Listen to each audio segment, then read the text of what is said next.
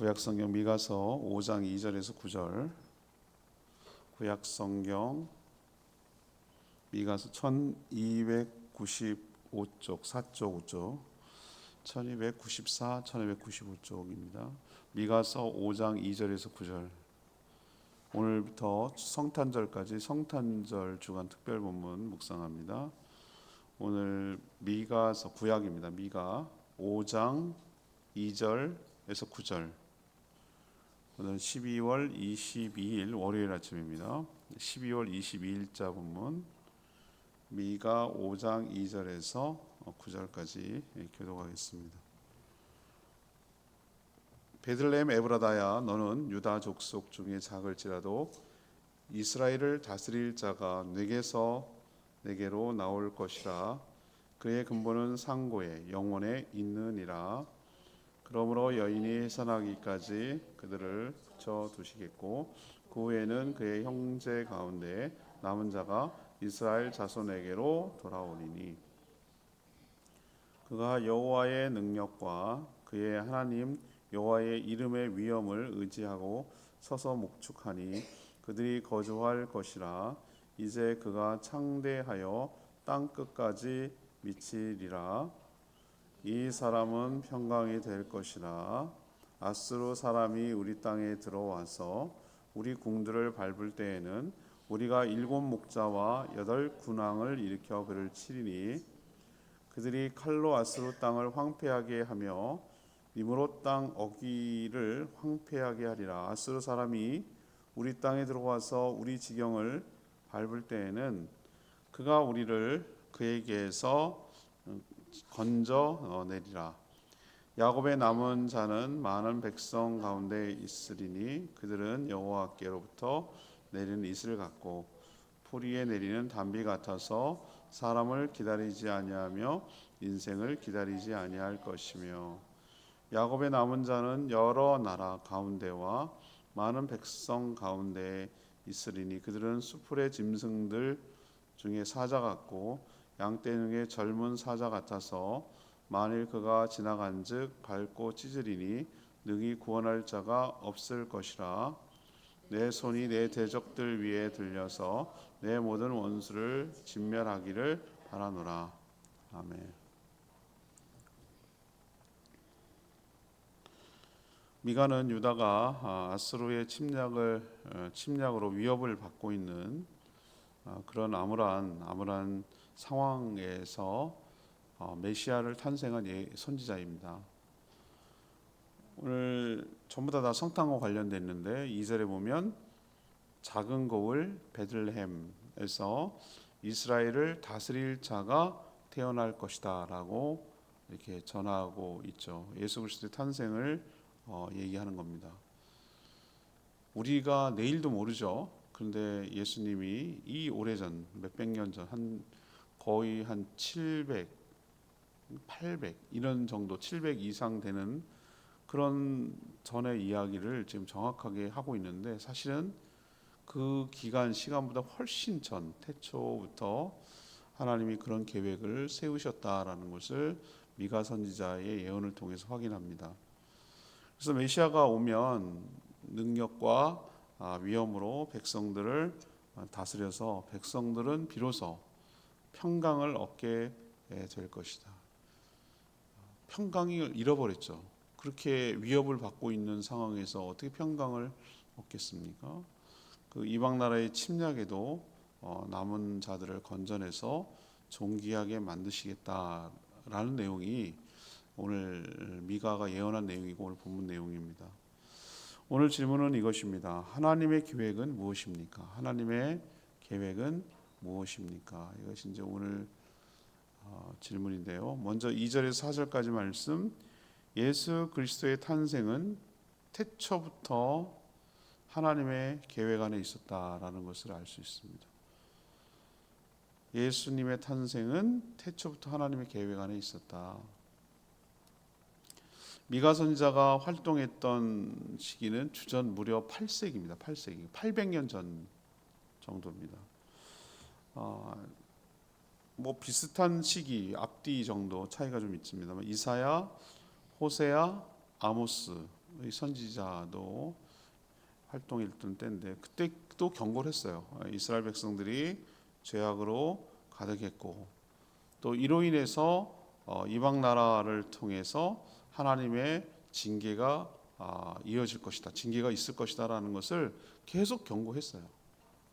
하나님이 한 번에 한 것이 아니고 그렇지만 또 상대적으로 하나님은 또 그대로 경고로 끝나는 것이 아니라 어떤 계획까지 세우는가. 어둠이 깊을수록 새벽이 다가옵니다. 우리도 보면은 여러분 한밤에 12시, 1시 뭐 이럴 때 보면은 저는 가끔 이렇게 밤하늘을 쳐다보면은 의외로 밤에 밝아요. 하늘이 파란 거 안 보이세요? 밤에도 깜깜하진 않잖아요. 근데 오히려 진짜 깜깜한 때가 언제냐? 해가 동트기 전 얼마 1시간, 2시간 전 뭐 이때가 진짜 깜깜해요. 어둠이 깊을수록 새벽이 다가오는 것이죠. 이런 암흑 같은 세상에서 하나님은 구원의 빛을 비추기 시작합니다. 그것은 예언부터 시작하죠. 이 구원의 빛, 근본적으로 이 모든 문제를 해결할 구원의 빛은 메시아를 이 땅에 보내서 주의 백성들을 구원하시려는 하나님의 계획을 말하는 거예요. 이 방법밖에는 인간의 가장 큰 굴레가 무엇입니까? 죄를 짓고 사단의 종살이를 하면서 죽음의 권세로부터 나올 수가 없는, 헤어나올 수 없는 상황. 이것이 모든 문제를 파생하는 거 아니겠어요? 죄를 지을 수밖에 없는 죄의 권세, 사탄의 권세, 사망의 권세 앞에 굴복하는, 거기에 완전히 매여서 사는, 그 영향력 아래 살아가고 신음하고만 살다 죽는 그런 것이 인간의 모습이었는데, 이걸 근본적으로 끄집어내고 구원하기 위해서는 스스로는 안 되고 하나님의 계획이 바로 메시아를 통한 구원이었다는 것을 오늘 이 말씀을 통해서도 확인하잖아요. 이런 계획은 갑작스러운 것이 아니에요. 여러 시대 여러 종들을 통해서 점점 그것이 선명해지고 구체화되는 그런 예언을 통해서 확인할 수가 있습니다. 수많은 선지자들이 예수 그리스도는 아니지만 메시아라고 지칭하고 구원자라고 표현된 이름은 나중에 이름은 붙여지지만 그 존재에 대해서 계속 언급을 했어요. 오늘 이 미가는 뭘 예언한 것으로 유명하냐면은 탄생 장소를 예언한 그 구절로, 근거 구절로 유명한 구절이에요. 아예 노골적으로 2절에 그렇게 표현해 놨잖아요. 유다 족속이 지파가 받은 땅 중에서 가장 작은 고을이라고 할 수 있는 어디? 베틀레헴, 베스레헴 하면은 떡집이거든요. 벳 하면은 이제 집이의 집, 레헴 하면은 떡이거든요. 그래서 떡집이에요. 뭐 아마 거기가 뭐가 유명했는지 모르겠으나 방앗간이 있었는지 떡집이 있었는지 모르지만 하여튼 그 베들레헴이라고 하는 거기서 미미한, 우리도 이제 좀 이따 이제 이번 주에 묵상하겠지만 호적하러 갔을 때 작은 거울이라 가지고 여관이 없을 정도로 큰 거울이 아니에요. 우리로 치면 그냥 동네 정도 수준이에요. 동네 정도. 뭐 대도시가 아니었다는 얘기죠. 그리고 이스라엘 역사를 쭉 보면은 베들레헴은 예수님 탄생지로만 유명하지 다른 뭐 갖고는 그렇게 뭐 두각을 드러내고 뭐 그런 적이 없어요. 뭐 실로라든가 뭐 예루살렘이라든가 뭐 이런 중요한 몇 가지는 있어도 여기는 그냥 탄생지로만 유명해요. 그만큼 작다는 얘기예요. 우리로 치면 그냥 시골의 한 동네 정도?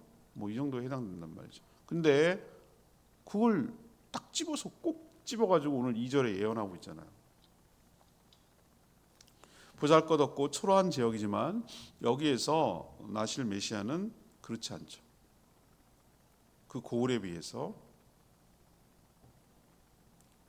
오늘 2절에 뭐라고 했습니까? 그 근본은 상고에, 영혼에 있다. 이 말의 의미가 뭐겠어요?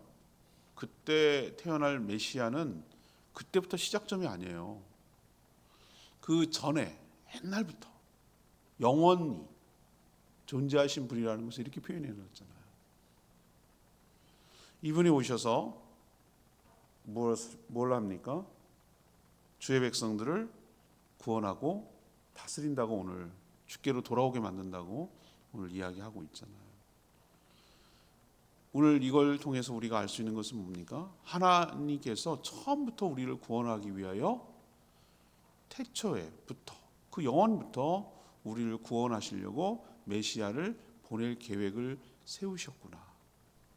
자, 그럼 오늘 뒤집어서 우리에게 적용해 봅시다.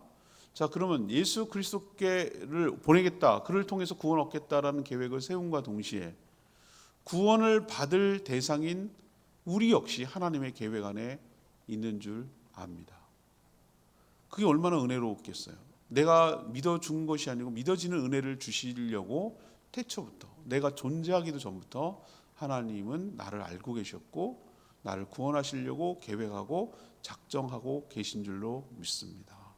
그 찬양 있잖아요. 내 이름 아시죠? 내 이름 아시죠? 내 이름을 어떻게 알아? 그분이 나한테 관심이나 있어? 이렇게 생각할지 모르지만 아니에요.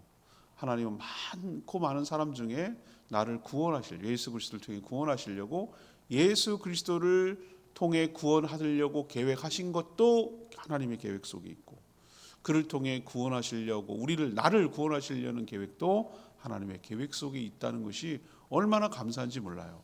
자, 그렇다면 우리의 모든 삶에는 하나님의 계획, 플랜 가운데, 주권 가운데 있음을 기억하고 그 구원이 예수님이 이 땅에 오신 것으로 실현되듯이 우리의 구원도 하나님의 계획 안에 실현될 줄로 믿습니다. 두 번째는 5절 6절 말씀인데요. 오늘 질문이 계속 뭐였죠? 하나님의 계획이 뭐냐는 거 묻잖아요. 5, 6절은 예수 그리스도의 오심으로 백성들은 평강을 얻는다는 겁니다. 예수 그리스도의 오심으로 백성들이 평강을 얻는다. 메시아가 오시기 전에 일어날 일들이 있어요. 그 전에 있는 전조 있어야 될 일들을 지금 먼저 오늘 얘기를 하고 있잖아요. 택한 백성들이 바벨론에 포로로 잡혀가서 돌아오는 일이 선행되어야 된다는 거죠. 아직은 포로로 잡혀갈 때가 아니에요. 아직은 아닙니다. 경고를 하고 있죠. 너희들 그런 식으로 살면 하나님의 심판을 받을 수밖에 없어라고 경고는 했지만 아직은 뭐예요? 실현된 건 아니에요. 근데 그런 일이 있을 거라고 얘기하잖아요. 근데 실제로 있었어요. 일어났잖아요. 그죠? 그들은 그 남은 자들 말이죠. 갔다가 포로로 끌려오고 했던 자들은 신앙에 타협하지 않고 끝까지 남은 자들을 상징하는 것입니다. 여기 바벨론이라고 표현한 여러 가지 것들은 사실은 상징적이에요. 실제 나라이기도 하지만 동시에 계시록을 보면은 사단이 장악한 세상을 상징해요. 메시아, 그러니까 예수 그리스도께서 오시기 전까지는 주의 백성들 바벨론, 그 사탄에게 장악당하고 지배를 당할 것이지만, 그러나 그분이 오셔서 이스라엘의 남은 자, 곧 성도들을 돌아오게 하실 것이다. 사탄에게 해방시킬 것이다 라는 의미죠. 죄와 사망과 사단의 권세, 종살이로부터 구원하신다, 그런 뜻이에요. 그리고 백성들을 양떼처럼 목양하신다고 오늘 표현하고 있어요. 그래서 그분이 다스리는 나라를 뭐라고 한다고요?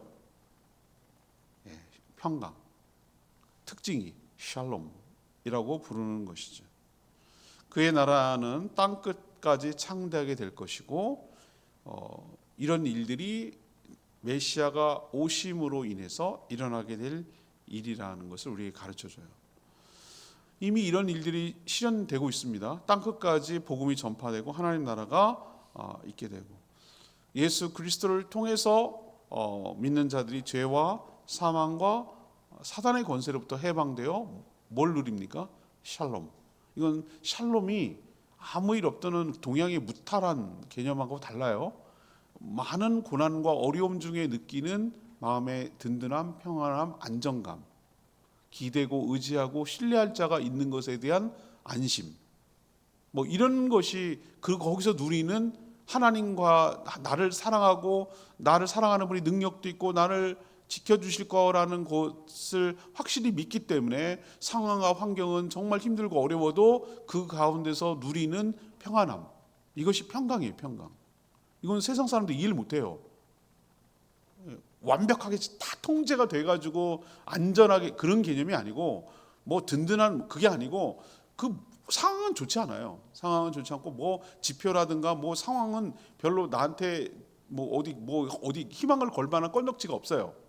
그렇지만 뭔가 모를 그 하나님에 대한 신뢰감 때문에 오는 마음의 평안함, 든든함 이런 것 때문에 누리는 그 일상에서 누리는 뭐죠? 흐트러지지 않고 내가 낭망하고 좌절하지 않고 그 일상을 살아낼 수 있는 힘이 어디서 나오는가? 그건 하나님의 관계 속에서 나오는 든든한 평강이 그걸 샬롬이라고 그래요.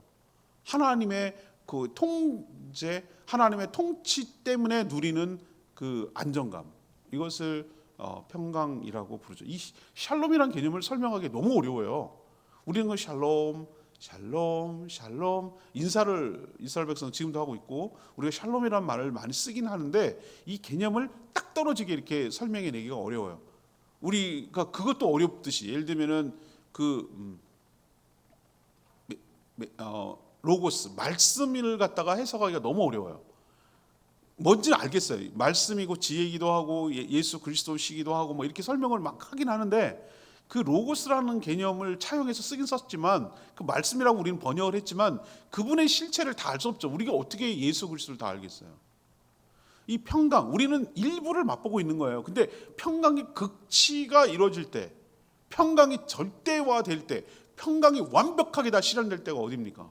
하나님 나라가 될 때 우리가 천국에 이루어졌을 때 하나님께서 이 세상을 천국으로 재편할 때 모든 악이 일소되고 모든 악이 제거되고 모든 악이 분리되고 그 누구가 아니라 그리스도 의와 공의와 사랑과 정의가 충만하신 지혜가 충만하신 그 예수 그리스도께서 왕으로 우리를 통치하고 다스릴 때 오는 그 상황에서 누리는 우리들의 만족감이 샬롬 평강인 것이죠.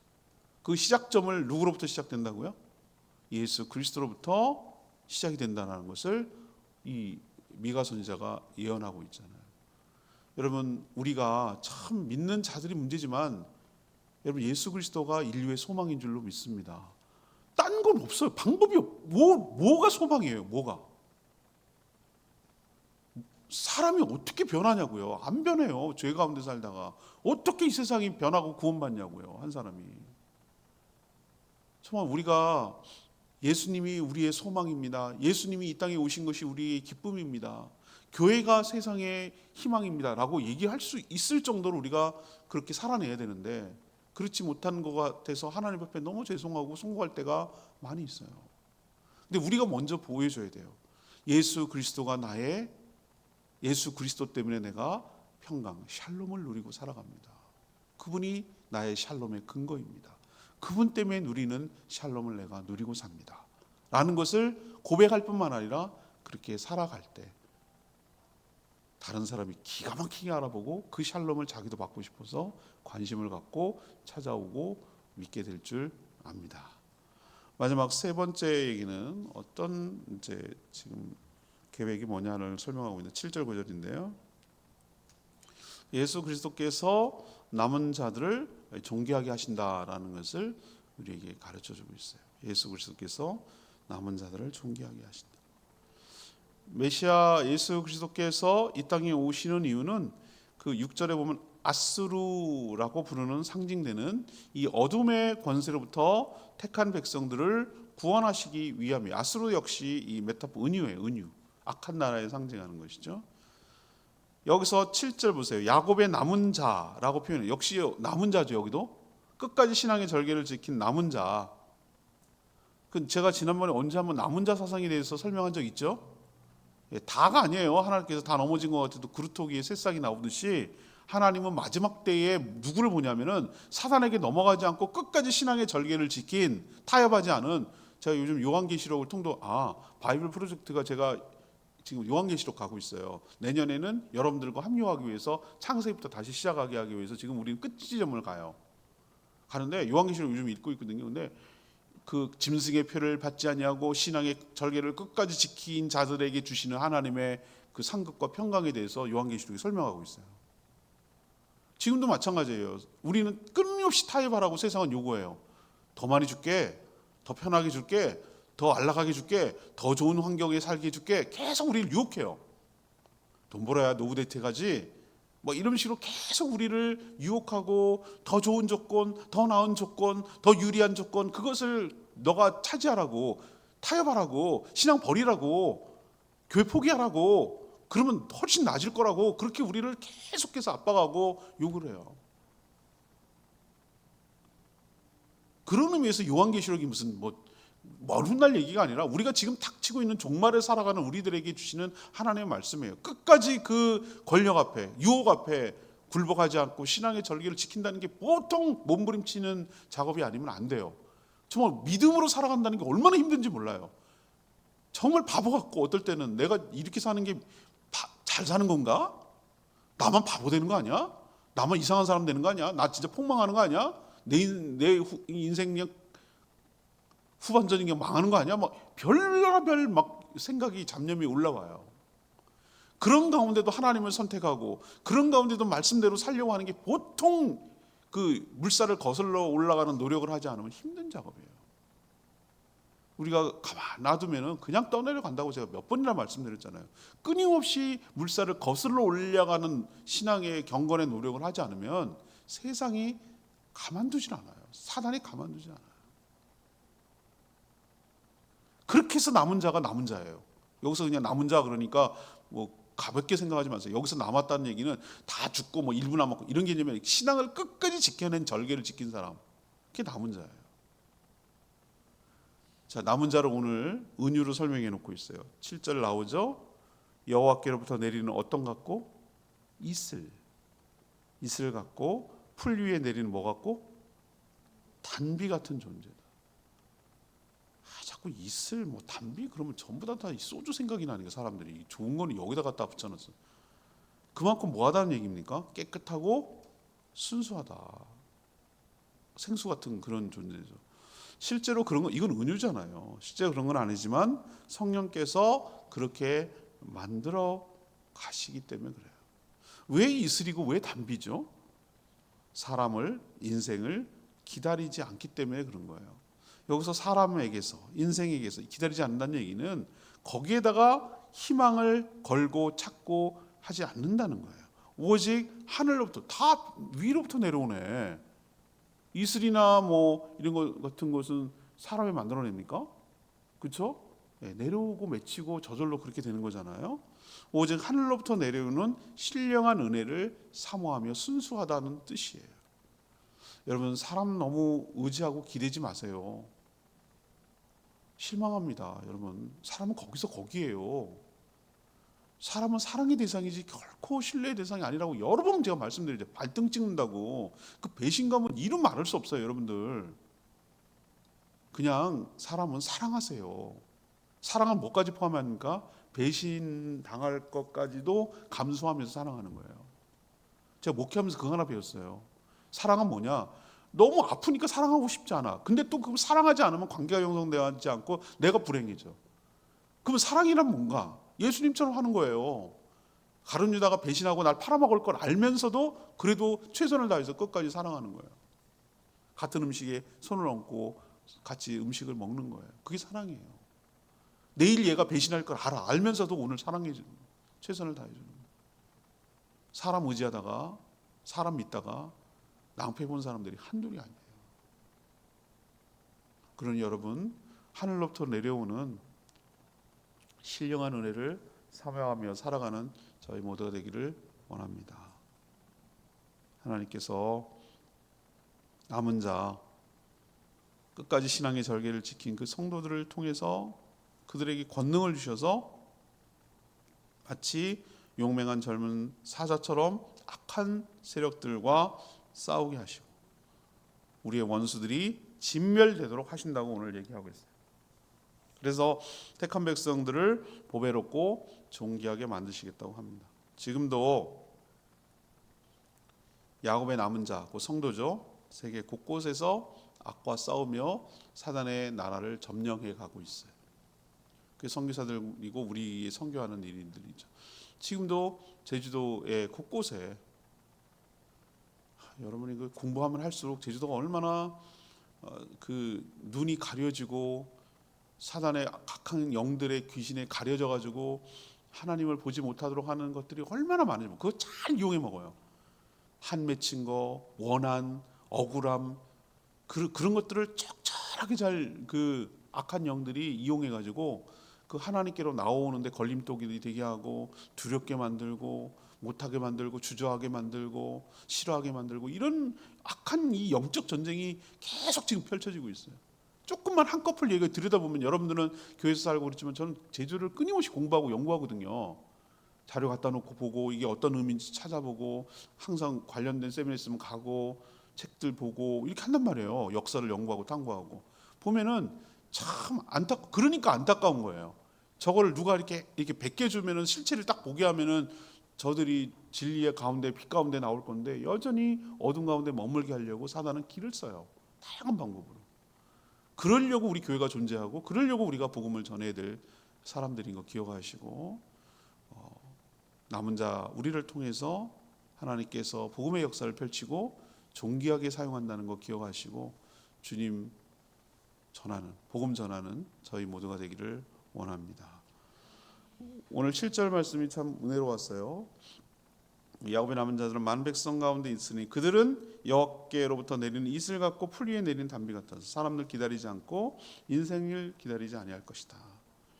시편 113편 3절 그 찬양 가사기도 하잖아요. 새벽 이슬 같은 주의 청년들이 주께로 나오는도다. 이 찬양 있죠? 새벽 이슬 같은 주의 청년들이 그 찬양이 있어요. 이 이슬은 순수함을 상징하고요. 단비 왜 달겠어요? 적절함을 상징하죠. 딱 내려줘야 되거든요. 단비가. 그래서 단비라고 그러잖아요. 가뭄에 비가 내리면 농부들은 어떻게 합니까? 나 그거 봤어요. 밖에 나가서 혀를 내밀고 비를 입으로 마셔. 그 사람이 얼마나 그걸 기다렸을까라는 게 느껴질 정도. 하나님은 모든 이스라엘 백성들이 이렇게 살 것이라고 하지 않으셨어요. 남은 자만 그렇다는 거예요. 새벽 이슬 같은 자, 단비처럼 나오는 자, 세상과 타협하지 않고 신앙의 절개를 지키며 핍박을 통과한 자가 남은 자죠.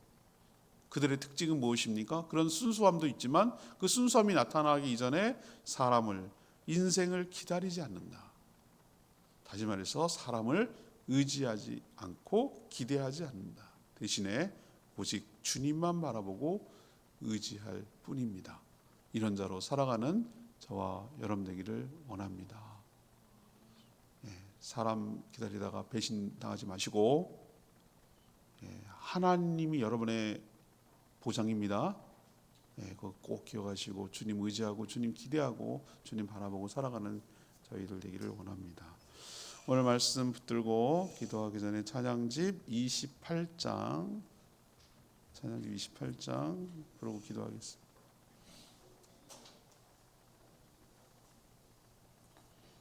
28장 주의 거룩하심을 생각할 때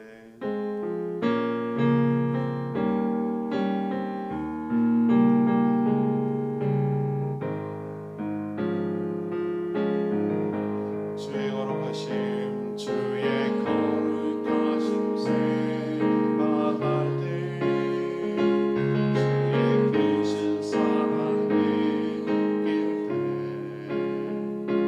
주의 영광이 나의 생활 비춰주실 때 주가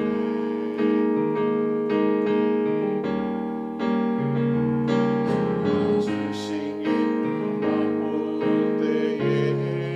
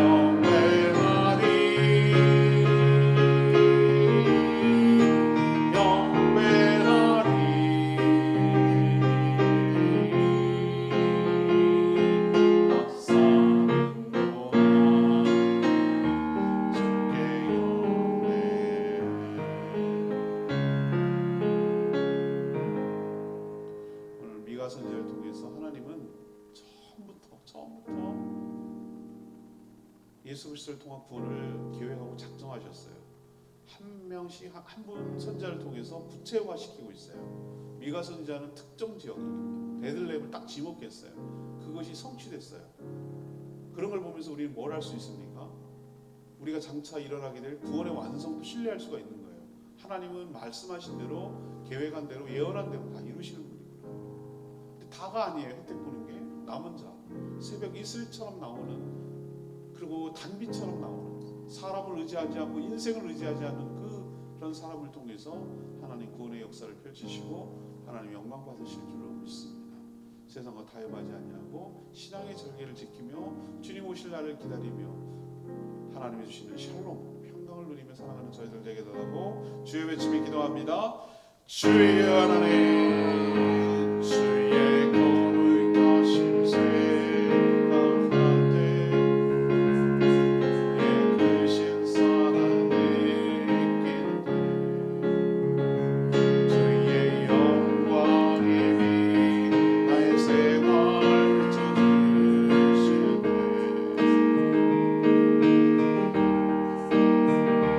주가 주신 기쁨 맛볼 때에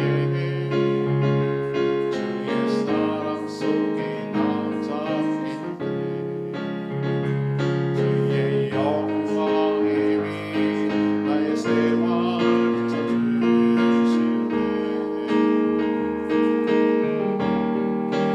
경배하리 경배하리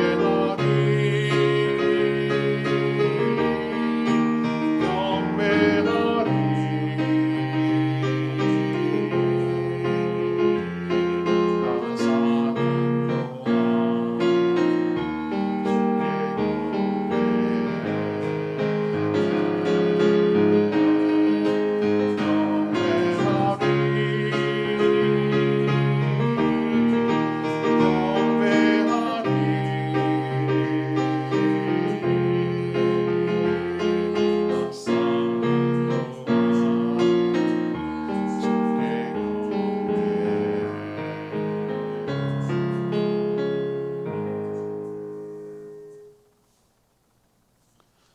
하나님, 미가 선지자가 살던 시대처럼 답답하고 암울한 시대에 우리가 살아갑니다.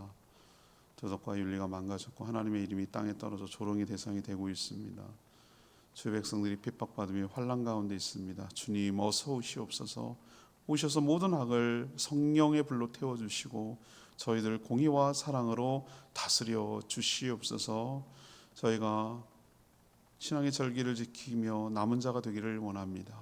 사람과 인생을 의지하지 않고 오직 새벽 이슬처럼 단비처럼 순전하여 주님만 바라보고 의지하기를 원합니다.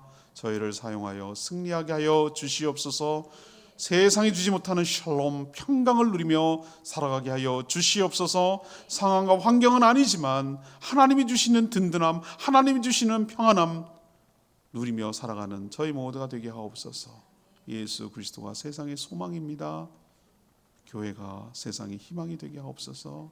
그걸 우리가 삶으로 보이게 하여 주시옵소서.